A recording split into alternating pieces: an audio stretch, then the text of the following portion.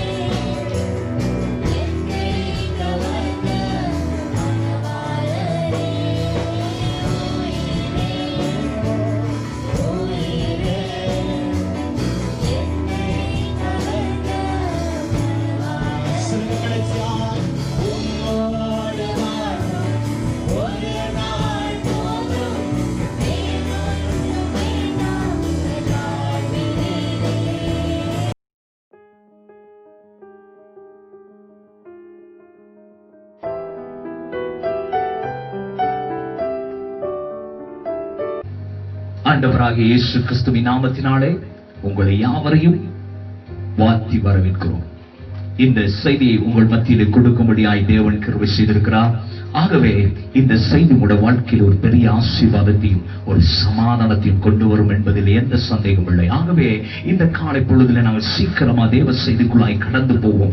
ஆகவே இன்றைக்கு ஒரு காரியத்தை நாங்கள் கற்றுக்கொள்ள போகிறோம், ஒரு காரியத்தை நாங்கள் அறிந்து கொள்ள போகிறோம். அதை நாங்கள் அறிந்தவர்களாய் புரிந்தவர்களாய் அதை நாங்கள் வாழ்க்கையில் செயல்படுத்தும் பொழுது நிச்சயமாய் இந்த வார்த்தை உங்கள் வாழ்க்கையில் ஒரு பெரிய ஆசீர்வாதத்தை கொண்டு வரும் என்பதில் எந்த சந்தேகமும் இல்லை. ஆக நமக்கு அழகாய் சொல்லப்பட்டிருக்கிறது. ஆகவே அந்த சவுல் அவனுடைய கோத்திரம் ஒரு பெஞ்சமின் கோத்திரம்.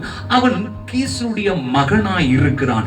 ஆகவே இவன் இஸ்ரவேலிலே முதல் ராஜாவாக அவன் ஆட்சி படுத்த ஏறுகிறான். இப்படிப்பட்ட ஒரு மனுஷனை குறித்து தான் பார்க்கிறோம். அவன் தேவனுடைய வார்த்தைக்கு கீழ்ப்படிந்தனால அவன் வந்த ஆசீர்வாதம் எப்படிப்பட்ட ஆசீர்வாதம், எப்படிப்பட்ட மேன்மை, எப்படிப்பட்ட உயர்வு. ஒரு சாதாரண ஒரு மனிதன், ஒரு சாதாரண ஒரு சிறிய கோத்திரத்திலிருந்து வந்த ஒரு மனுஷன் ஒரு மேன்மையான ஒரு உயர்ந்த ஸ்தானத்தில் அடைவதற்கு காரணம் என்ன என்று வேதத்தில் நாங்கள் பார்க்கும் பொழுது, அங்கே வேதத்தில் நாங்கள் வாசிக்கும் பொழுது அங்கே பார்ப்போம். அங்கே 9ஆம் அதிகாரம் அங்கே 2வது வசனத்திலிருந்து 3வது வசனத்திலிருந்து பார்க்கும்போது, சவுலின் தகப்பனாகிய கீசுடைய கழுதைகள் காணாமல் போயிட்டு, ஆகையால் கீஸ் தன் குமாரனாகிய சவுலை நோக்கி, நீ வேலைக்காரின் ஒருவனை கூட்டிக் கொண்டு கழுதைகளை தேட புறப்பட்டு போய் என்றான். இங்கே பார்க்கும் பொழுது அங்கே கீசுடைய கழுதைகள் காணாமல் போய்விட்டது. அங்கே காணாமல் போன கழுதையை தேடும்படியாக தன்னுடைய மகனாகிய சவுலை அழைத்து, நீ போய் என்னுடைய கழுதைகளை நீ தேடி கொண்டு வா என்று சொல்லி ஒரு வேலைக்காரனையும் கூட்டிக் கொண்டு போய் என்று தகப்பனாகிய கீஸ் சவுலை பார்த்து சொல்லுகிறான். தேவ பிள்ளைகளே, இந்த காரியத்தை அவன் கேட்டு கீழ்ப்படிந்து அவன் என்ன பண்ணுகிறான்? அப்பாவுடைய வார்த்தைக்கு அப்படியே கீழ்ப்படுகிறான். கழுதை எங்க போனதுன்னு தெரியவில்லை, கழுதை எந்த இடத்துக்கு போனதுன்னு அவனுக்கு தெரியல. ஆனாலும் இன்னைக்கு நாங்களா இருந்தா நாங்க சொல்லியிருப்போம், உங்களுக்கு வேற வேலை இல்லையப்பா, இந்த கழுதை எங்க போனீங்க எங்களுக்கு தெரியுமா, இதை போய் தேடி கொண்டு வரலுமா, அது வர நேரத்துல வரட்டும் என்று சொல்லி ஒருவேளை நம்ம சொல்லியிருப்போம். ஆனால் சவுல் தன்னுடைய தகப்பனாகிய அவருடைய வார்த்தைக்கு அப்படியே கீழ்ப்படிந்து அவன் என்ன பண்ணுகிறான்? புறப்பட்டு போகிறான். ஹல்லேலூயா. தேவ பிள்ளைகளே, இன்றைக்கு நம்முடைய வாழ்க்கையில கூட சொன்ன காரியத்துக்கு நாம எதிர்த்து பேசுவது அது ஒரு பெரிய கேள்விக்குறியை கொண்டு வரும், ஒரு பெரிய பிரச்சனையை கொண்டு வரும். அப்படியே கீழ்ப்படியும் பொழுது அது ஒரு பெரிய ஆசீர்வாதத்தை கொண்டு வரும் என்பதில் எந்த சந்தேகம் இல்லை. ஆகவே சவுல் அப்போடைய வார்த்தைக்கு கீழ்ப்படிந்து அவன் புறப்பட்டு கழுதையை தேடி போகிறான். அவன் தேடி போகும் பொழுது ஒரு சாதாரணமான ஒரு வேலை அல்ல. இந்த வேதத்தில் பார்க்கும் பொழுது அவன் பல இடங்களில் தேடுகிறான். அங்கே வாசிக்கும் பொழுது 3வது வசனத்தை வாசிப்போம் என்று சொன்னால், சவுலின் தகப்பனாகிய கீசுடைய கழுதைகள் காணாமல் போயிட்டு, ஆகையால் கீஸ் தன் குமாரனாகிய சவுலை நோக்கி, நீ வேலைக்காரி ஒருவனை கூட்டிக் கொண்டு கழுதையை தேட புறப்பட்டு போ என்றான். அப்படி அவன் எப்ராயிம் மலைகளையும் சலிஷா நாட்டையும் கடந்து போனான். அங்கே அவைகளை காணாமல் ஷாலிம் நாட்டை கடந்தார்கள், அங்கேயும் காணவில்லை. பெஞ்சமின் நாட்டையும் உருவ கடந்து அவைகளை காணவில்லை. ஹல்லேலூயா. அவர்கள் சூப் என்னும் நாட்டிற்கு வந்தபோது சவுல் தன்னோடு இருந்த வேலைக்காரன் நோக்கி, என் தகப்பன் கழுதைகள் மேலுள்ள கவலையை விட்டு நமக்காக கவலைப்படாதபடிக்கு திரும்பி போவோம் வா என்றார்கள். அப்படி என்று சொன்னால் இங்க பார்க்கும் பொழுது சவுல் சொல்லுகிறான், வேலைக்காரனை பார்த்து சொல்லுகிறான், நம்ம இவ்வளோ இடத்துக்கு தேடி வந்துட்டோம், இவ்வளோ இடங்களை நாங்க தேடி பார்த்தோம், ஆனாலும் கழுதையை காணவில்லை. அப்படி என்று சொன்னால் அவன் தகப்பனை குறித்து ஒரு அக்கறை உள்ளவனாய் இருந்தான். அப்பா நம்ம மேல ரொம்ப கவலைப்படுவான், இத்தனை நாளாய் தேடி பார்த்து என் பிள்ளைகள் வரவில்லையே, பரவாயில்ல கழுத போனாலும் பரவாயில்ல, என் பிள்ளைகள் வர வேண்டும் என்று சொல்லி தகப்பனுடைய உள்ளம் துடிக்குமே என்று சவுல் உணர்ந்தவனாய், தகப்பனுடைய உள்ளத்தை புரிந்தவனாய் அவன் என்ன சொல்லுகிறான்? வேலைக்கார பார்த்து திரும்பி போய் விடுவோம் என்று சொல்லி. ஆனாலும் பாருங்க, இந்த கழுதையை எப்படியாவது அப்பாவுக்கு தேடி கொண்டு போக வேண்டும் என்று சவுளுடைய ஒரு துடிப்பு.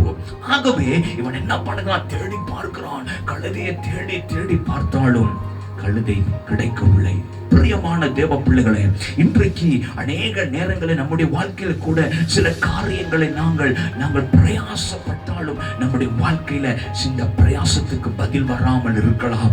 ஆனாலும் பார்க்கும் பொழுது சவுலுடைய வாழ்க்கையில அவன் தன்னுடைய தகப்பன் சொன்ன வார்த்தைக்கு கீழ்ப்படிந்து பல நாட்கள் போனாலும் பரவாயில்ல, அப்பா சொன்ன காரியத்தை அவன் கீழ்ப்படிந்து போய் கழுதை எப்படியாவது கொண்டு வர வேண்டும் என்பது அவனுடைய நோக்கமாய் இருந்தது. இன்றைக்கு நம்முடைய காரியம் கூட, நம்முடைய வாழ்க்கையில கூட ஒரு நோக்கத்தோடு நாங்கள் செயல்பட வேண்டும். ஒரு காரியத்தை நாங்கள் பெற்றுக்கொள்ளும் வரைக்கும் அதை நாங்கள் விடக்கூடாது. அப்படி நாங்கள் முயற்சி இருக்கும் பொழுது நிச்சயமா பெரிய ஆசீர்வாதங்களை நாங்கள் சந்திக்க முடியும். ஹல்லேலூயா. ஆகவே இங்க பார்க்கும் பொழுது அங்கே சவுல் கழுதையை தேடி பார்க்கிறான், கழுதை கிடைக்கவில்லை. ஆனாலும் அந்த சவுல் பாருங்க எப்படிப்பட்ட அவன் அர்ப்பணிப்புள்ளவனாய் இருந்தான், தியாகம் உள்ளவனாய் இருந்தான். ஒருவேளை நம்மளா இருந்தா நம்ம இதை தேவையில்லாத வேலை ஒண்ணு செஞ்சு கொண்டிருக்கிறோம் சொல்லி நம்ம புறப்பட்டு நம்ம போய் அப்பாட்ட சொல்லியிருப்போம், அதை தேடி தேடி பார்த்தேன் கிடைக்கல, முடிஞ்சா தேடி பார்த்து கொள்ளுங்க. இன்னைக்கு நம்மளோட வாழ்க்கையில கூட இப்படிதான் நம்மளோட வாழ்க்கையில இருக்கு. ஆனாலும் சவுல் பாருங்க, ஆரம்ப வாழ்க்கையில சவுல் அவனுடைய வாழ்க்கையில் நல்ல குணாதிசயம் காணப்படும். ஒன்று, அவனுக்கு கீழ்ப்படுகிற தன்மை காணப்பட்டது.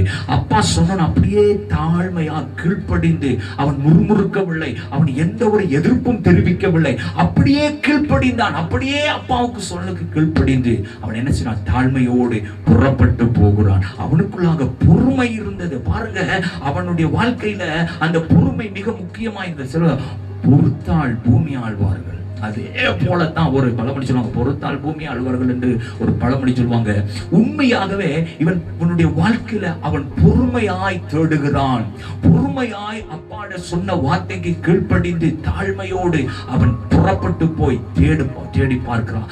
அவன் பொறுமையாய் செய்தபடினால்தான், அந்த காரியத்துல உண்மையா இருந்தபடினால்தான் அவனுக்கு உயர்வு தேடி வந்தது. ஒரு ஆமென் சொல்லுங்க. ஒரு சாதாரண ஒரு மனுஷனுடைய வார்த்தைக்கு கீழ்ப்படிந்து இப்படிப்பட்ட மேன்மையும் உயர்வும் ஆசீர்வாதமும் அவனுடைய வாழ்க்கையில, சவுளுடைய வாழ்க்கையில ராஜ மேன்மை வரும் என்று சொன்னார். இன்றைக்கு ஆண்டவர் எங்களை பார்த்து சொல்றார், தேவனுடைய வார்த்தைக்கு அப்படியே கீழ்ப்படியும் பொழுது, அந்த தேவனுடைய வார்த்தைக்கு எந்த மறுப்பும் தெரிவிக்காதபடிக்கு, தேவனுடைய வார்த்தைக்கு நாங்கள் எந்த ஒரு எதிர்ப்பும் தெரிவிக்காதபடிக்கு, தேவ வார்த்தை அப்படியே நாங்கள் கீழ்ப்படியும் பொழுது எவ்வளவு மேன்மையும் உயர்வும் வரும் என்பது எந்த சந்தேகமும் இல்லை.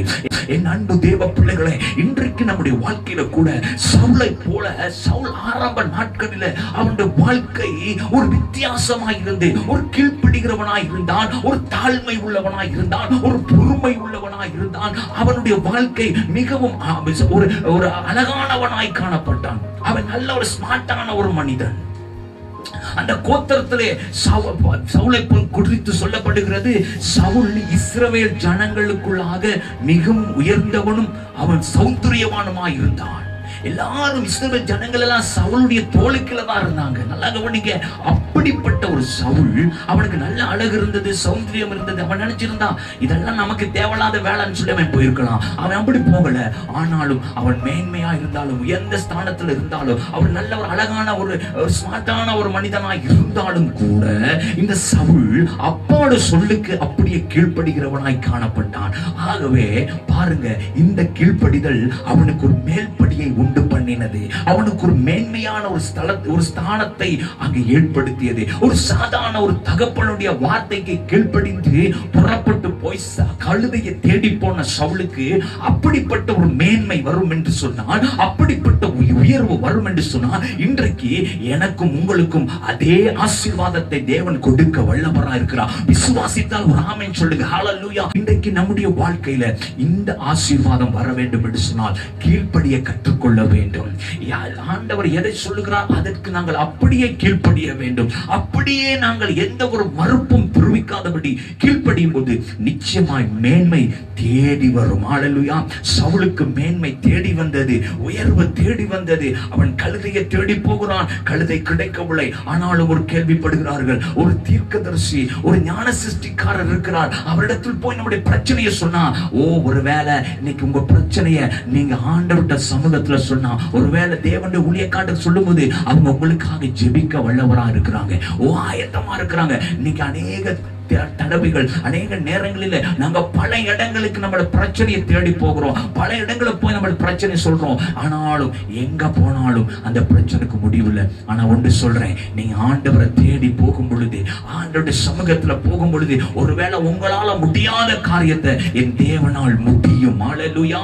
உங்களால நீங்க பிரயாசப்பட்டு பெற்றுக்கொள்ளாத ஆசீர்வாதத்தை என் தேவ சமூகத்துல நீங்க போய் வேண்டும் பொழுது நிச்சயமாய் உங்களுக்கு பதில் வரும். இப்ப கேள்விப்பட்டு அங்கே சாமுவேல் தீர்க்கதரிசியிடத்துல போறாங்க. அங்க போகும் பொழுது வேதத்துல பார்க்கும் அந்த சம்பவத்தை நீங்க வாசித்து பார்க்கலாம். அங்கே போகும் பொழுது அங்கே அவனுக்கு கழுதையை தேடி போனவனுக்கு மேன்மையான போஜனம், மேன்மையான ஸ்தானம், மேன்மையான ஆசீர்வாதம், அபிஷேகம், எத்தனை ஆசீர்வாதத்தை பெற்றுக்கொண்டா.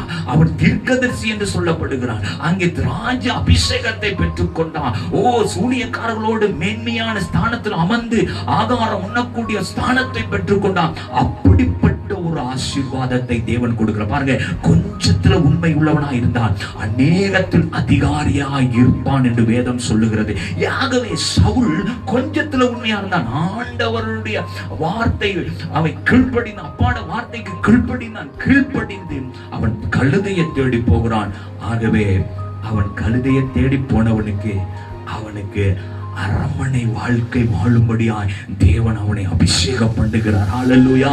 ராஜ மேன்மை, ராஜாவாக இஸ்ரவேல் கோத்திரத்தில் இஸ்ரவேல் ஜனங்கள் மத்தியில மேன்மையான ஒரு ஸ்தானத்தை அவன் பெற்றுக் கொள்கிறான். ராஜாவாக அபிஷேகம் பண்ணுகிறான். எவ்வளவு ஒரு பெரிய பாக்கியம், எவ்வளவு பெரிய ஒரு ஆசீர்வாதம். பிரியமான சகோதரா சகோதரி, இன்றைக்கு நம்முடைய வாழ்க்கையில கூட ஆண்டவர் இப்படிப்பட்ட உள்ளத்தை எதிர்பார்க்கிறார். கீழ்ப்படிதலான ஒரு மேன்மையான ஒரு உள்ளத்தை தேவன் ஏற்படுத்துகிறார், எதிர்பார்க்கிறார். ஆகவே காதுல சில சத்தங்கள் கேட்குது, ஆடு மாடு சத்தம் கேட்குது அப்படின்னு. அது என்ன அப்படின்னு கேட்கும் பொழுது சொல்றான் பாருங்க, சவுல், இது உம்முடைய தேவனாகிய கர்த்தருக்கு பலி செலுத்தும்படியாக ஜனங்கள் கொண்டு வந்தார்கள் சொல்லி ஜனங்கள் மேல சாக்கு போக்கி சொல்லுகிறான். தேவ பிள்ளைகளே, இன்றைக்கு கர்த்தர் சொன்ன வார்த்தைக்கு கீழ்ப்படியாதபடினாலே சவுளுடைய ஆரம்ப வாழ்க்கை மேன்மையா இருந்தது, கனமா இருந்தது, உயர்வா இருந்தது.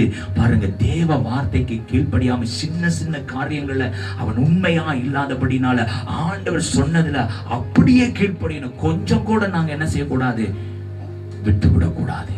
அங்கே சவுல் தேவ வார்த்தைக்கு கீழ்ப்படியாதபடினால அவன் ராஜ மேன்மையை இழந்து போகிற ஒரு நிலைமை காணப்படுகிறது. தேவ பிள்ளைகளே, இன்றைக்கு இந்த சவுல் நமக்கு ஒரு முன் உதாரணமாய் இருக்கிறான். சவுல் ஆரம்ப நாட்களில் உண்மையா இருந்தபடினால உயர்வு வந்தது. காலப்போக்குல அவனுக்கு உயர்வும் பதவியும் பட்டமும் வந்தபடினால அவனுக்குள்ளாக மேட்டிமை வந்தது, பெருமை வந்தது, துணிகரம் வந்தது. அவனுக்குள்ளாக எல்லா அதிகாரம் இருந்தபடினால துணிகரமாய் அவன் என்ன செய்தான், சில காரியங்களை செய்கிறான். கீழ்ப்படியாதபடினா அவன் செய்தாலும் அவன் உண்மையாய் அந்த காரியத்துல உண்மை இல்லை. அப்பாட வார்த்தைக்கு உண்மையாய் கீழ்ப்படிஞ்சு போனனால உயர்வு வந்துச்சு. இப்ப ஆண்டோட வார்த்தைக்கு அவன் உண்மையாய் கீழ்ப்படியாதபடினால, கீழ்ப்படிந்தாலும் உண்மையாய் கீழ்ப்படியல. ஆகவே அவனுக்குள்ளாக எல்லா மேன்மையும் இழந்து போனான், எல்லா கணத்தையும் இழந்து போனான். இன்னைக்கு நானும் நீங்களும் இந்த காரியத்தில் மிகவும் ஜாக்கிரதையா இருக்க வேண்டும். ஒருவேளை மிகவும் கவனமா இருக்க வேண்டும். நமக்குள்ளாக பெருமை வந்து விடக்கூடாது, நமக்குள்ளாக மேட்டிமை வந்து விடக்கூடாது. நானும் நீங்களும் ஜாக்கிரதையா இருந்து ஆண்டவர் எதை சொன்னாரோ, ஆண்டவர் எந்த காரியத்துல நம்ம கீழ்ப்படியும்படியாய் கட்டளை கொடுக்கிறாரோ அந்த காரியத்தும் உண்மையாய் நாங்கள் கீழ்ப்படிந்து தேவனுக்கு முன்பாக மிகவும் பயபக்தியாய் வாழ வேண்டும். சவுல் அப்படிப்பட்ட ஒரு நிலைமை இருந்திருந்தால் சவுளுடைய ராஜ்யத்துக்கு முடிவு இருந்திருக்கிறாரு, சவுளுடைய ராஜ்யத்துக்கு அழிவு இருந்திருக்கிறாரு. சவுல் மேன்மையான ஆசீர்வாதத்தை பெற்றுக்க முடியும். பிரியமான தேவ பிள்ளைகளை, இன்னைக்கு நானும் நீங்களும் ஆண்டோட வார்த்தைக்கு கீழ்ப்படிவோம். சவுல் எப்படிப்பட்ட ஒரு நன்மையை பெற்று எப்படி ஆசீர்வாதத்தை இழந்து போனானோ அது போல நம்முடைய வாழ்க்கையிலும் ஆரம்பத்தில் உண்மையா இருக்கிறோம். காலம் போக போக போக நம்முடைய வாழ்க்கையில அந்த உண்மை குறைந்து போகிறது, கீழ்ப்படிதல் குறைந்து போகிறது. நமக்குள்ளாக மேட்டிமை எண்ணங்கள், நமக்குள்ளாக பெருமைகள் வரும் பொழுது நாங்கள் ஆரம்பத்தை மறந்து போகிறோம். இன்றைக்கு நானும் நீங்கள் சிந்திப்போம், செயல்படுவோம். நம்முடைய வாழ்க்கை உண்மையாய் தேவனுக்கு உண்மையாய் கீழ்ப்படிவோம். உண்மை உள்ளவர்களை தேவன் பரிபூர்ண ஆசீர்வாதத்தினால் தேவன் ஆசீர்வதிக்கிறவனாய் இருக்கிறார். ஆகவே இந்த நேரத்தில் எங்களை சிந்தித்து எங்கள் வாழ்க்கை அர்ப்பணித்து சவுலை போல ஆரம்ப வாழ்க்கையில எப்படி கீழ்ப்படிந்து மேன்மை பெற்றது போல நாங்கள் அப்படிப்பட்ட ஒரு வாழ்க்கை வாழ்வோம். பின்னான வாழ்க்கையில சவுல் எப்படி தேவன் வார்த்தைக்கு கீழ்ப்படியாமல் உண்மையாய் கீழ்ப்படியாமல் விழுந்து போனது போல நாங்கள் விழுந்து போகாதபடிக்கு ஜாக்கிரதையாய் எச்சரிக்காய் இந்த மனுஷனுடைய வாழ்க்கை, இந்த சவுளுடைய வாழ்க்கை நமக்கு ஒரு உதாரணமாக, நமக்கு ஒரு எச்சரிப்பாக இருக்கிறது. ஆகவே நானும் நீங்களும் எச்சரிப்பு அடைந்து மேன்மையான காரியங்கள் வரும் பொழுது நாங்கள் தேவனை மாத்திரம் மகிமைப்படுத்துவோம், எங்களை ஒப்புக் கொடுப்போம். ஆண்டவரே, உம்முடைய நாமம் மகிமைப்படட்டும், உம்முடைய வார்த்தைக்கு கீழ்ப்படிவோம் என்று சொல்லுவோம். எல்லாரும் சொல்லுவோம், ஆண்டவர் எங்கள் வாழ்க்கையில ஒரு பெரிய ஆசீர்வாதத்தை கொண்டு வருவார். கண்களை மூடி ஜெபம் பண்ணுவோம். நல்ல ஆண்டவரே, இயேசுவின் நாமத்தினாலே இந்த வார்த்தை உம்முடைய ஜனங்களுக்கு ஒரு பெரிய விடுதலையை கொண்டு வரட்டும், ஆசீர்வாதத்தை கொண்டு வரட்டும். இயேசுவின் நாமத்தினாலே ஜெபிக்கிறோம் நல்ல பிதாவே, ஆமென், ஆமென்.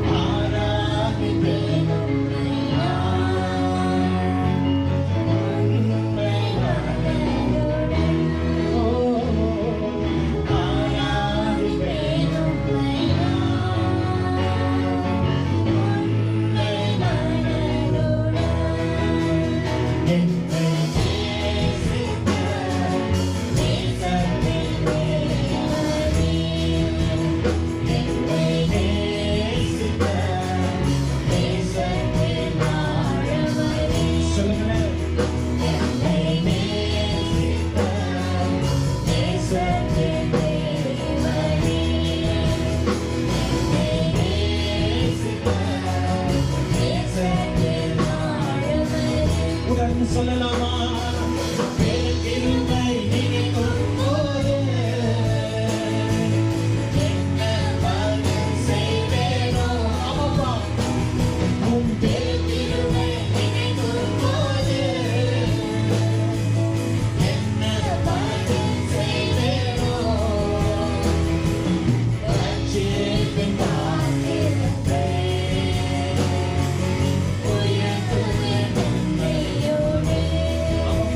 சொல்லுகிறோம்